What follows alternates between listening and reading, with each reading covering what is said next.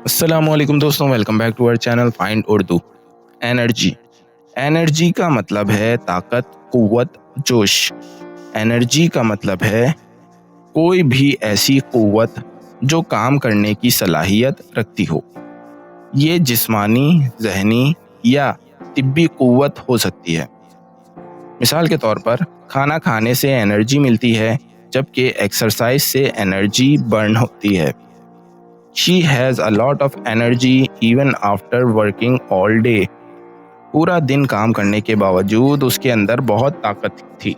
تو دوستو، انرجی کا مطلب ہے جسمانی یا ذہنی قوت جو کام کرنے یا حرکت میں آنے کے لیے ضروری ہوتی ہے۔ امید ہے اب آپ کو انرجی کا مطلب سمجھ میں آ گیا ہوگا۔ ملتا ہے نیکسٹ ویڈیو میں، شکریہ۔